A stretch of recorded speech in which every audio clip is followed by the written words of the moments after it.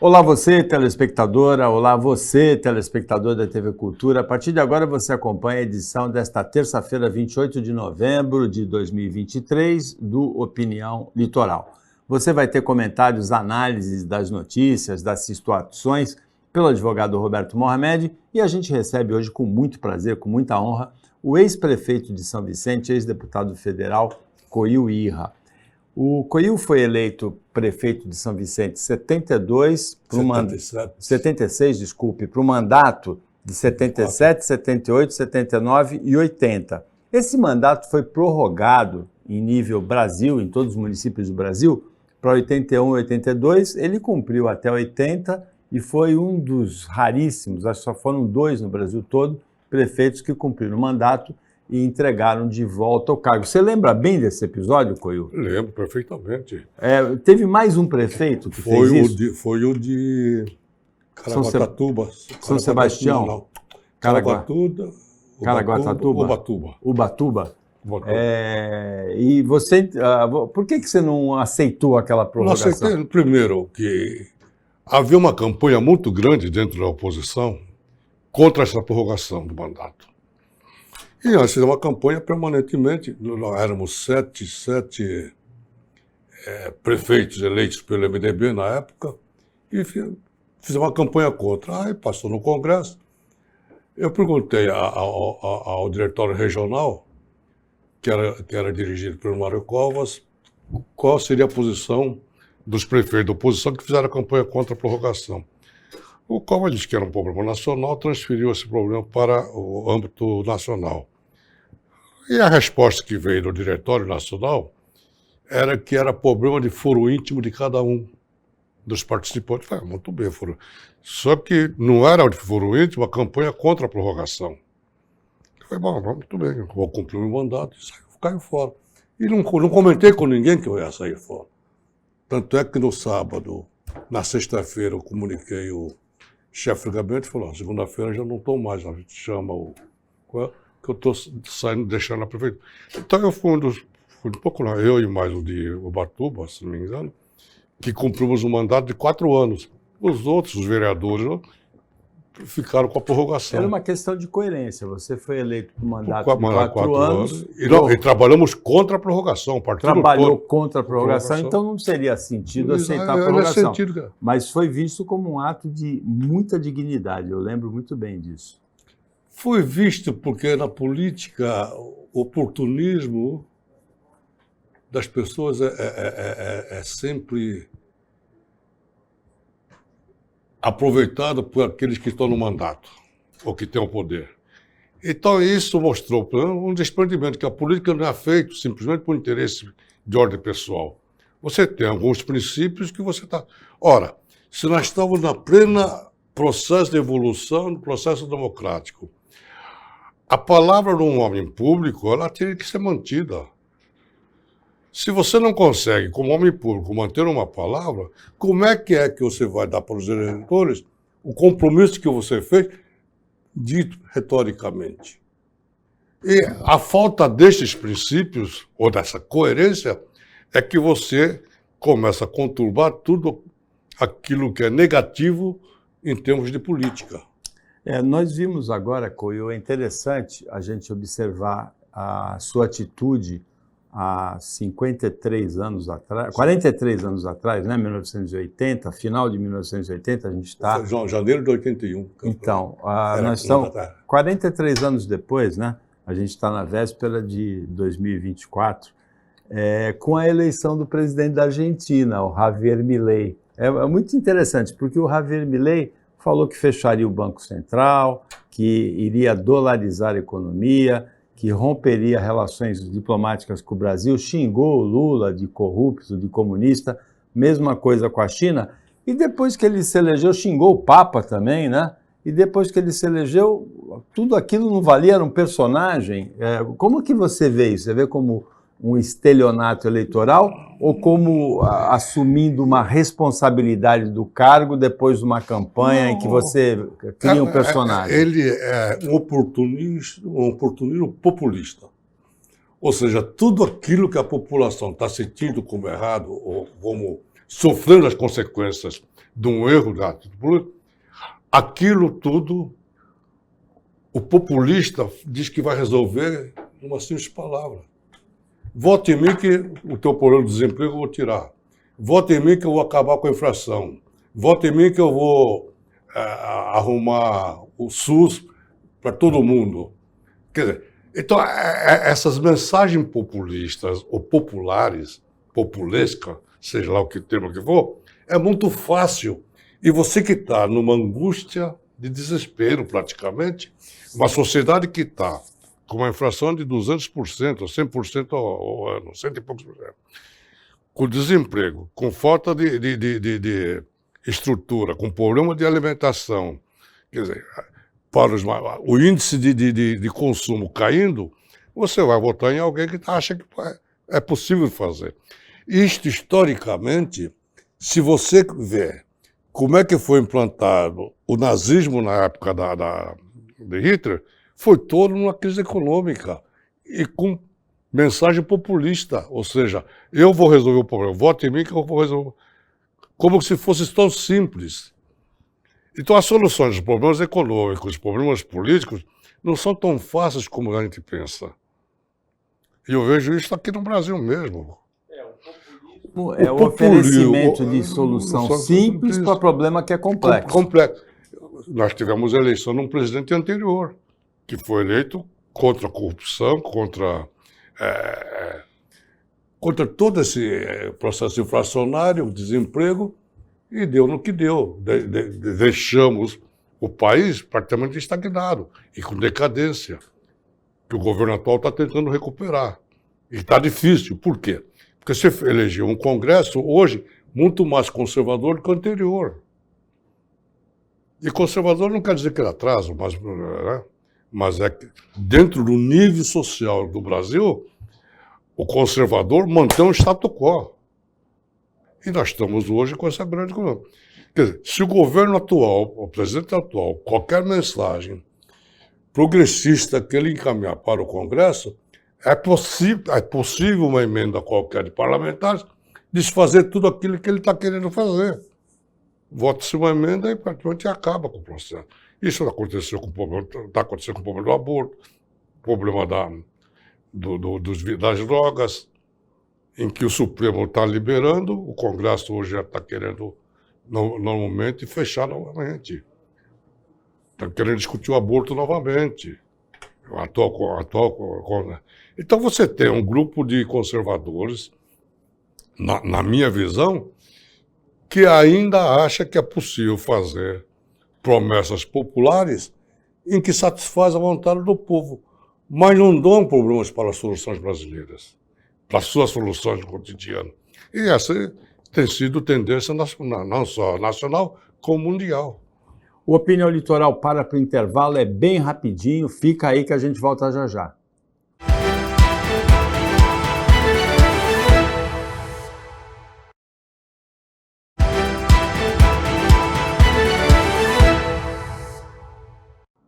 Voltando com a Opinião Litoral, nesta terça-feira, o Roberto Mohamed analisa as situações junto com você, as notícias, e a gente recebe com muito prazer, com muita honra, o ex-deputado federal, ex-prefeito de São Vicente Coil, Irra. Boa tarde, Mohamed. Nós conversamos já com o Coil sobre a coerência dele ao cumprir o mandato para o qual ele foi eleito em 76 como prefeito de São Vicente até 80, e depois ele não renunciou, ele cumpriu o mandato pelo qual ele foi eleito, mas só ele e o prefeito de Ubatuba em todo o Brasil não aceitaram a prorrogação. E aí nós comparamos com o Javier Milei, que se elegeu na Argentina, com todas as promessas que ele já descumpriu. Antes de ser eleito, ele já descumpriu tudo. A gente falou sobre a coerência, né? Paulo, eu tenho uma coisa em relação ao Coil, eu já falei várias vezes isso para ele. O Coil, para mim, é o exemplo claro de que existem políticos honestos, políticos íntegros, políticos éticos, e talvez por isso ele tenha pago o preço, encerrando a carreira política dele, justamente por conta disso. Você paga um preço em relação a isso. E tem uma coisa que é muito interessante, porque ontem, no Jornal da Hora, a gente estava falando sobre isso. O Milei é um estelionatário eleitoral. O Bolsonaro foi boçal na campanha, sempre foi boçal na campanha e boçal como presidente. Ele foi coerente, ele não cometeu, talvez tenha sido um dos poucos políticos brasileiros que não cometeu estelionato eleitoral. Porque ele foi exatamente o que ele sempre foi. Um idiota que foi alçado à presidência da República, seguido por um grupo enorme de idiotas que puderam mostrar a cara e que sempre foram pessoas que não mostravam a cara, mas aí se sentiram libertas para poder mostrar o quanto são preconceituosas, ignorantes, egoístas, que são as pessoas que apoiam um cara como ele. O Milei, na verdade, eu não sei quanto tempo vai durar o mandato dele, Paulo. Porque ele foi eleito por conta das loucuras que ele falava durante a campanha. Note, o brasileiro talvez não tenha conhecimento do que é a densidade demográfica da Argentina. A província de Buenos Aires, que seria São Paulo, dentro da... como se São Paulo fosse um misto de São Paulo e Brasília, ela tem 50% quase dos eleitores da Argentina, porque ela detém quase 50% da população argentina, a grande Buenos Aires, a província de Buenos Aires. A densidade demográfica argentina é muito concentrada. E o Milei ganhou com folga no interior da Argentina, fora da província. Na província de Buenos Aires, a diferença foi de menos de 1%. Ou seja, justamente onde estão as universidades, onde estão as indústrias, onde você tem o grande peso, porque fora da província de Buenos Aires, a única indústria que você tem é a de vinho. Mendoza. Só. O resto são cidades que vivem de turismo. Mas a disparidade econômica, de relevância política dessas províncias da Argentina é muito grande em relação à província de Buenos Aires, onde o Milei não teve uma vitória esmagadora, muito pelo contrário, foi pau a pau. Ele ganhou esmagadoramente no interior da Argentina, que é justamente onde estão as pessoas menos instruídas, digamos assim. Mas acreditaram na mentira dele, Paulo. Votaram endossando a saída da Argentina do Mercosul. Mesmo na Grande Buenos Aires, 50% é um índice muito alto para acreditar nele. Sim, mas como o Bolsonaro em São Paulo. Sim. Né?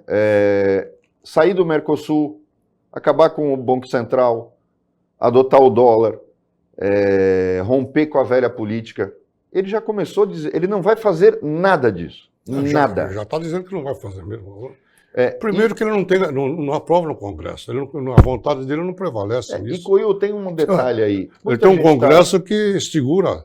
Muita gente já está criticando, porque o Milei é burro, além de tudo. Né? Ele, diante da possibilidade de ganhar a eleição, ele chama o Bolsonaro fazendo afago nele, que foi o candidato derrotado, e xinga o Lula, para depois agora fazer esse papelão. Eu acho que o Lula não devia ir.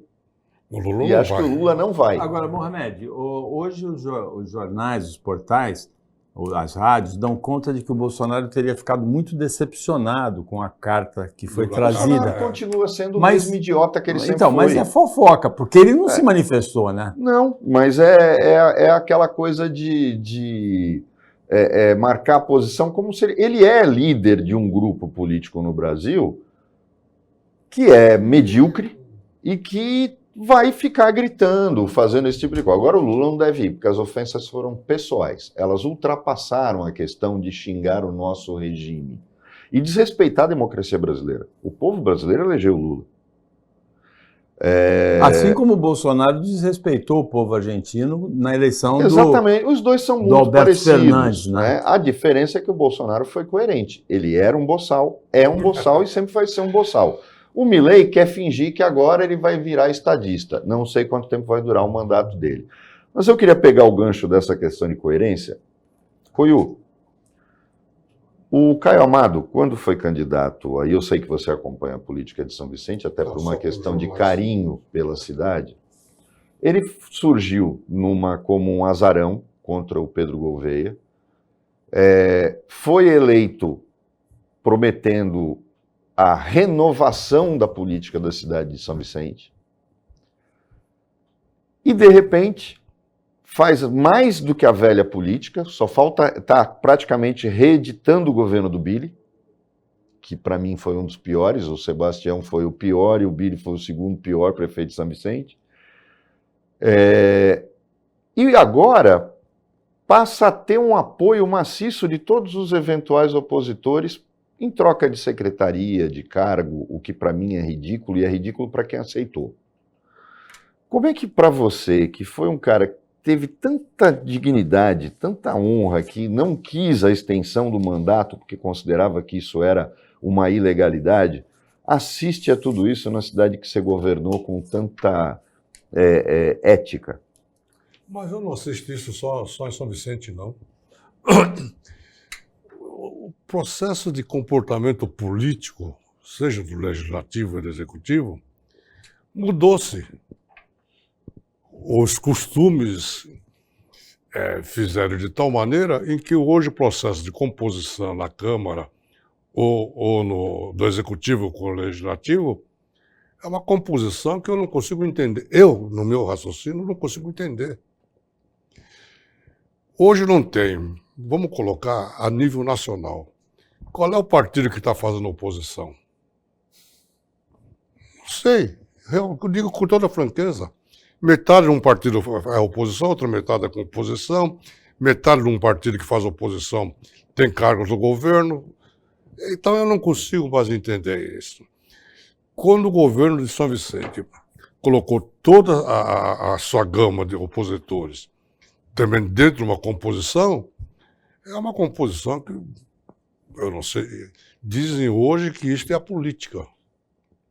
Agora, a política não mudou só em São Vicente. Hoje eu vejo, por exemplo, os parlamentares, normalmente, que têm a vocação constitucional de fiscalização, eu não estou vendo fiscalização em nenhum congresso, nenhuma Assembleia Legislativa, nem nas câmaras municipais.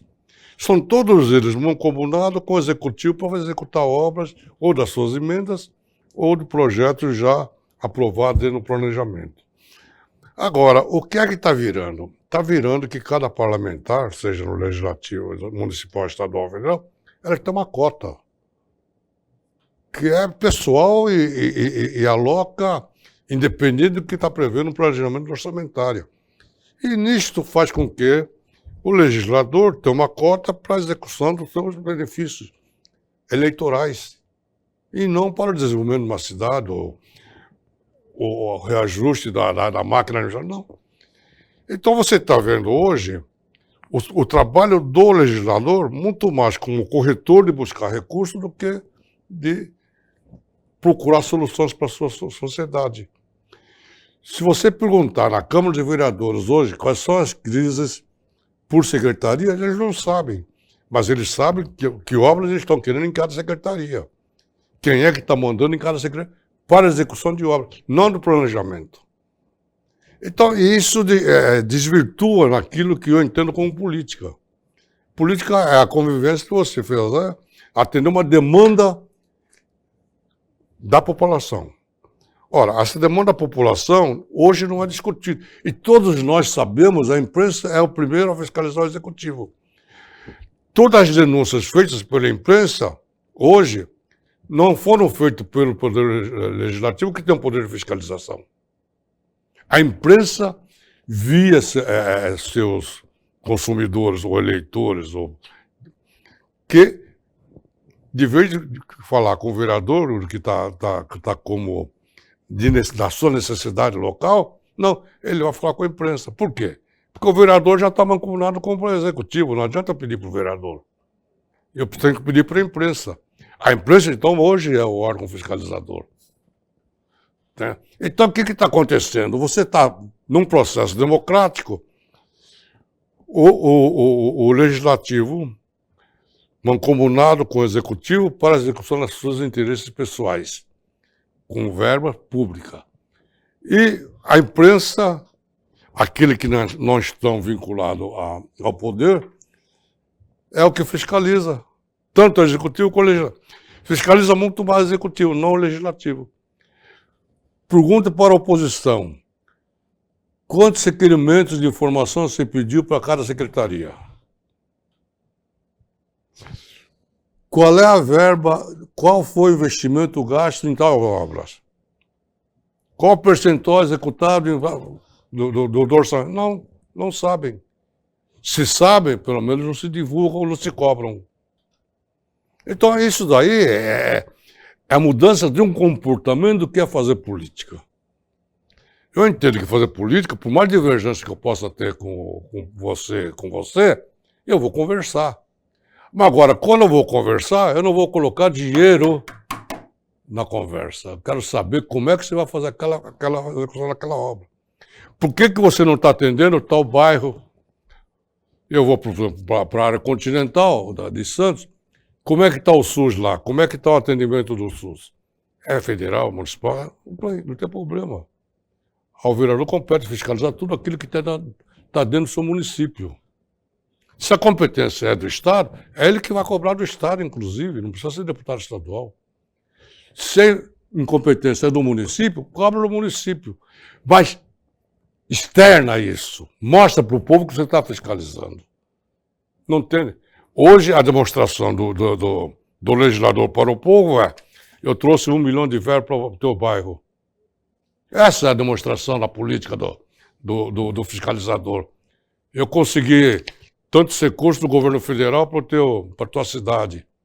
Eu consegui do governador tantos recursos para tentar colocar no orçamento de tal município, de tal bairro. Então o deputado, o vereador, ele vai para o bairro, não é para falar ou cobrar o que o governo se dá. Ele vai para falar o que ele está conseguindo para aquele bairro do dinheiro do executivo. Entende? Então, quer dizer, qual é a função, princípio do vereador, do deputado estadual, é fiscalização e aprovar o orçamento. Aprovar o orçamento, fiscalizar o orçamento. Não se discute. O Opinião Litoral volta depois do intervalo, é bem rapidinho, fica com a gente.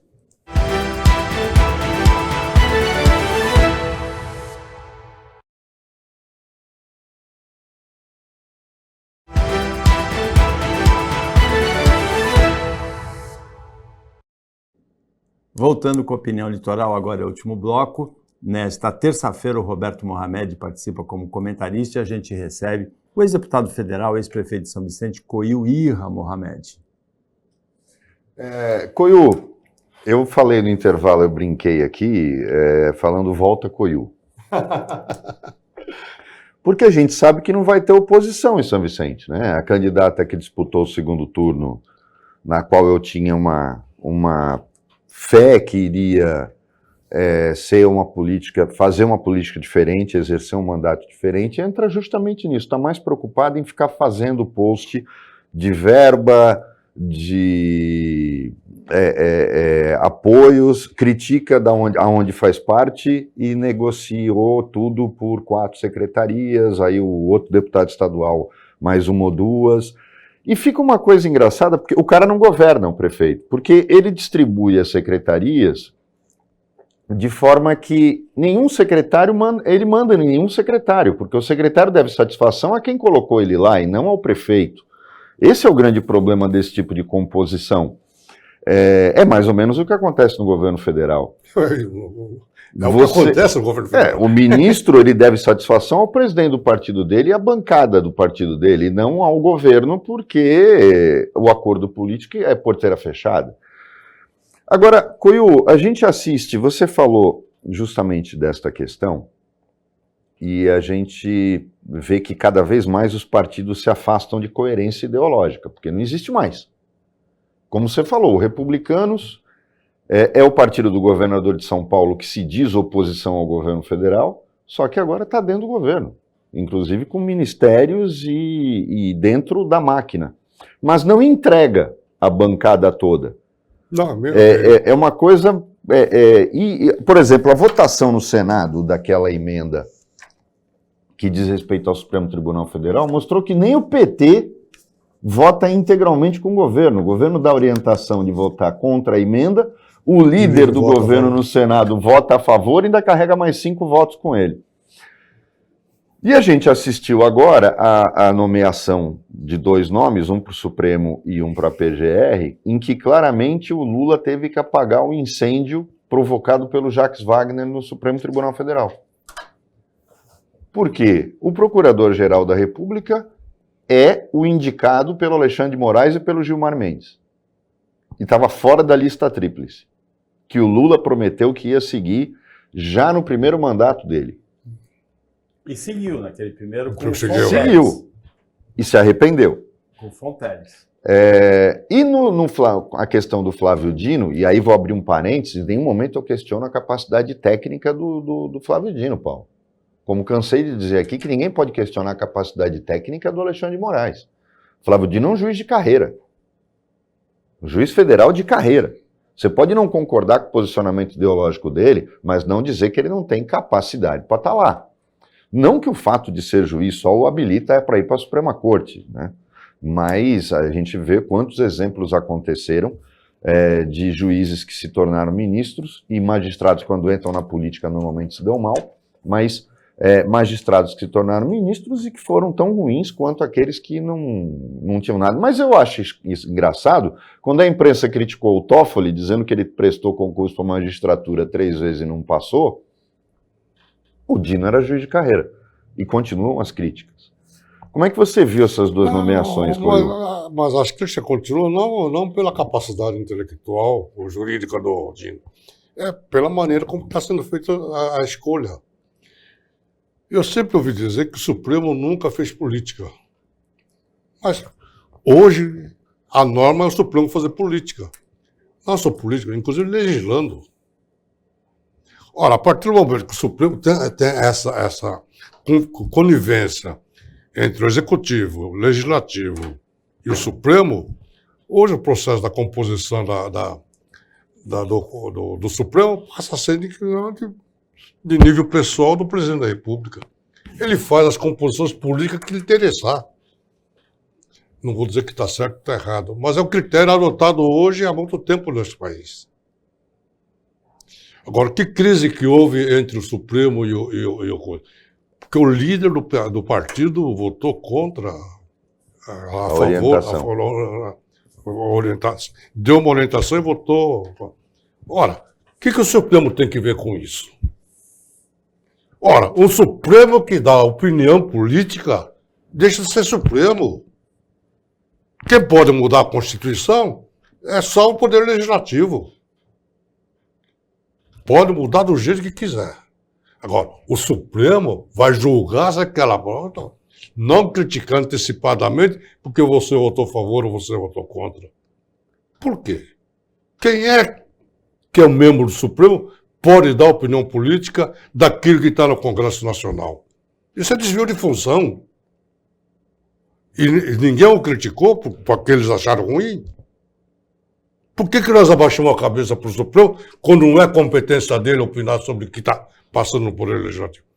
Ele só vai opinar depois de aprovada pelo Congresso Nacional se aquela matéria aprovada é constitucional ou não.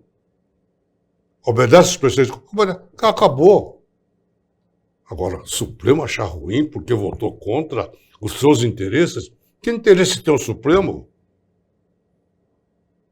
Você não acha que uma das coisas... Porque o critério de escolha... Que interesse tem o Supremo para achar ruim contra um ato... O Supremo tem por obrigação de julgar aquilo que é constitucional ou não. Macoiu, você conviveu, por exemplo, com gente... A nomeação, isso não é de agora. Não, Nelson Jobim foi um exemplo claro, nomeado pelo Fernando Henrique. Eu estava lá.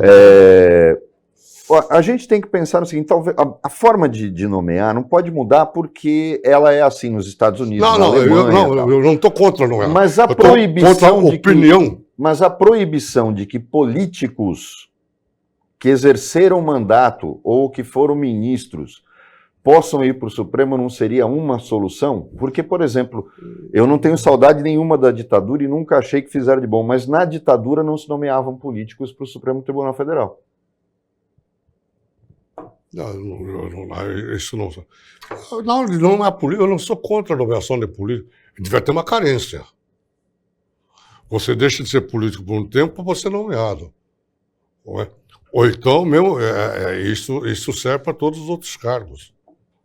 Nós fizemos, digo, o Congresso aprovou uma norma para funcionários estatais, o Supremo derrubou. Com a liminar está suspenso. Que eu posso colocar qualquer funcionário, quem quiser político, ex-político, numa estatal, com uma liminar. Está lá. O que o Supremo tem que ver com isso? Suspendeu uma liminar, emitiu uma liminar e a confusão foi por quê? Porque o voto pessoal, a liminar pessoal, prevalece sobre o tribunal. Ora, como é que pode uma coisa aprovada pelo Congresso, um indivíduo do Supremo poder suscitar a ação? E ali é o tribunal pleno. Quer dizer, então eles fizeram agora não, eles mesmos normatizaram que as decisões do Congresso não podem ser mais individualizadas, tem que ser coletivo. Ora, mas eu sempre entendi que o tribunal sempre foi coletivo. Então uma norma interna deles prevalece sobre lei. Isso aconteceu em várias jurisprudências que de um ano para o outro mudam. Então eu acho que o Supremo devia ter. Tá errado? Não. É preciso ter. Não sou contra, não. Eu só estou achando ruim do Supremo ter achado ruim no voto do líder do PT. O que o Supremo tem que ver com o voto do líder do PT? Entendeu? Esse é o problema. Eu não entendo.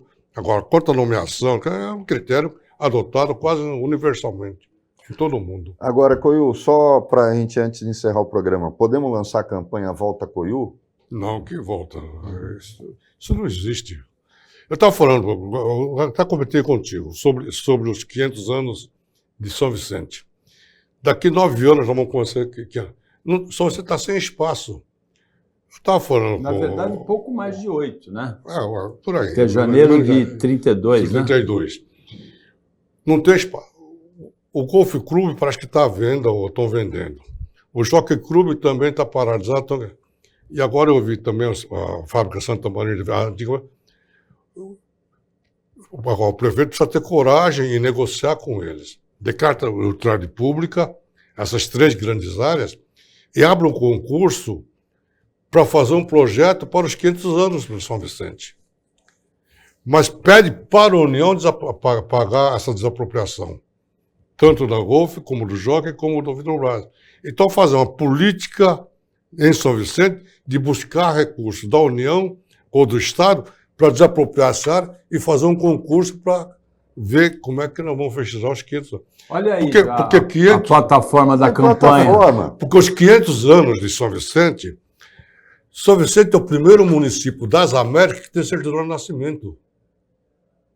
Os outros é tudo, não. Aqui começou a habitar em tal época, foi fundado em tal época. Não, São Vicente tem certidão de nascimento registrado, que tem Afonso de Souza. Ora, São Vicente tem a primeira Câmara Municipal com eleições permanentes até hoje, das Américas de São Vicente, que vai comemorar 500 anos também daqui 8 anos e meio. Então você tem uma história, a história do Brasil, a história real do Brasil, começa por São Vicente, com a capitania de São Vicente. Ora, então era fazer forças da região, principalmente o atual prefeito, conversar com o presidente da República, para ver se eles desapropriam essa área, fazem um concurso arquitetônico para festejar uma plataforma, obras para a comemoração dos 500 anos. Então isso me empolga. Bom, Hamed, alguma chance do prefeito atual concretizar essa ideia do Coiu? Ele pensa a cidade, ele só pensa nele. Precisa ter coragem, não precisa ter coragem política para fazer. Estou dizendo, mas isso aí não precisa ser do prefeito agora. Eu acho que, por exemplo, os atuais, o ministro Márcio, ele poderia já conversar com o Lula para tentar fazer isso. Quer dizer, programar alguma coisa de Você já conversou com alguém sobre isso? Não conversei com você, com o Mohamed, e ensinei com o prefeito há muito tempo atrás. Nós vamos lançar a campanha Volta Coiu. Com isso, chegamos ao final do Opinião Litoral desta terça-feira, agradecendo a presença do Coiu Irra, ex-prefeito de São Vicente, ex-deputado federal, também do Roberto Mohamed, o trabalho da equipe técnica e de jornalismo do Sistema Costa Norte, e a você que acompanhou a gente mais essa edição. Até amanhã, nesse mesmo horário, depois do Jornal Litoral, e uma ótima terça-feira para você que você merece.